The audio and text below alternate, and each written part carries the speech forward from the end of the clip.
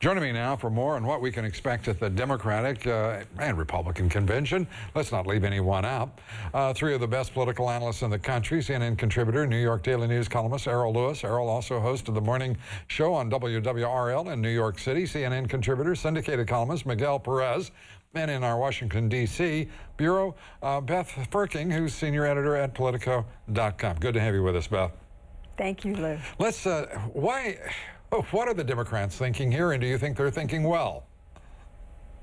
Well, I think that what you're getting here is the Obama campaign making sure that those supporters of Hillary Clinton, the diehard supporters, a lot of angry people at the end of the nominating process, are going to be on board for him, working for him, voting for him, getting out there and getting their friends and their families to vote for him. And I have to tell you, Lou, I still run into these folks. I saw one this past weekend at a B&B in the Eastern Shore of Maryland, and she said she had only recently gotten over Hillary not getting the nomination. She's going to vote for him now, but I think that's exactly who they're playing to and letting her name go on that first ballot. Is there any risk here, Errol, in your judgment? Oh, a great deal of risk. This is the old Democratic circular firing squad assembling, handing out the ammunition, and they're trying to tell us that, well, it's really just blanks. Oh, really?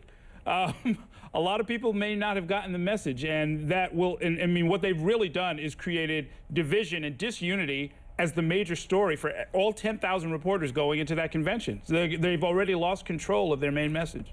Now, here we are, as we approach the convention, now 11 days away. The Democratic Party is rife with dissension over gender, over race, and the direction of its own convention. Don't forget class. And class, you're absolutely right. What in the world is going on, Miguel? You know, I'm not falling for all of this.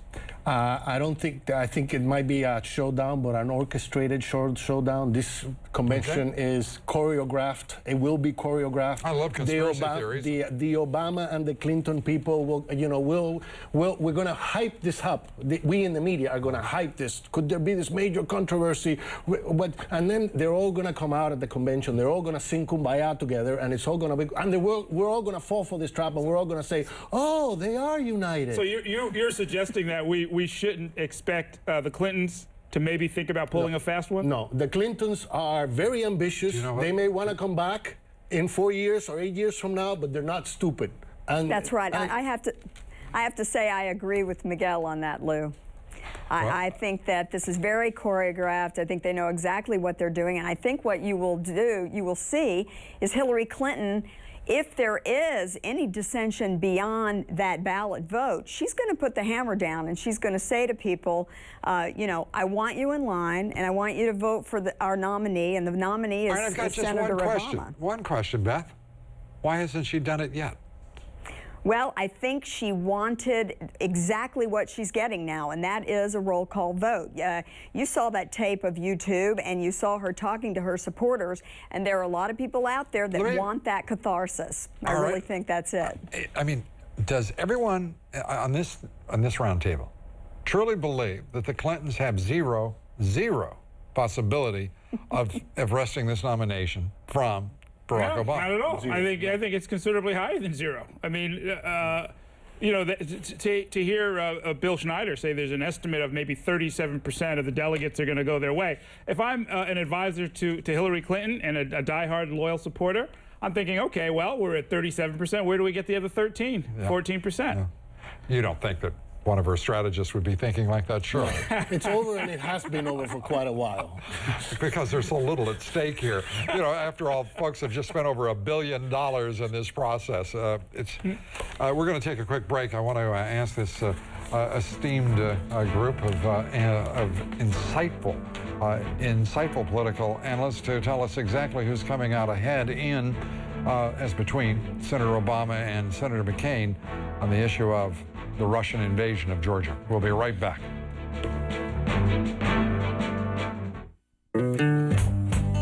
For a limited time, take home the versatile 2008 Volvo XC90 for $0 down, $0 first payment, and $0 security deposit.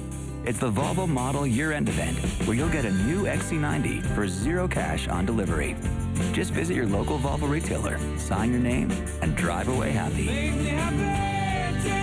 Now's the best time to lease a 2008 XC90 during the Volvo Model Year-End event. This sign and drive ends September 2nd. I'm an astrophysicist, a stargazer. But here's something cosmic I discovered on Earth. Sharp Solar. Their vision of a clean, solar-powered world began with their solar cells in a lighthouse in 1966. Since then, they have provided more solar energy around the globe than anyone else. From wineries to space satellites. From a lighthouse to your house. Change your power, change your planet. Sharp. Testing. Check. Is Hertz there yet? Oh, here he comes, here he comes. Hey, Hertz. They came and got me. We came and got you. They came and got him. So, you'll bill my insurance? We'll bill your insurance. They'll bill his insurance. You're gonna nail me with the replacement rates, right? Oh, we even offer one-way rentals. Who do they Think they are. Yeah, who do you think you are? Hertz. And you are? Well, I'm not a spy. Hertz Local Edition. It's another way Hertz puts you in the driver's seat. Here at the phone company, you've been our customer for a long time. Now Vonage wants to change all that. Well, over 2 million people have already joined Vonage. Oh, really? Don't they miss having phone service? Actually, with Vonage, you get the #1 rated digital phone service and unlimited local and long-distance calls, all for just $9.95 per month for the first 3 months. What do you charge?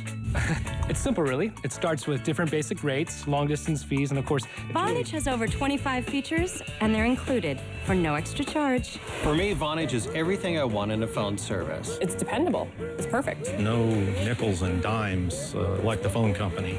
Get Vonage for only $9.95 per month for the first 3 months. Enjoy clear digital phone sound quality using your high-speed internet connection. Okay, but making a change is hard, and for over 100 years, the only thing we've changed is... Your prices? Whoa!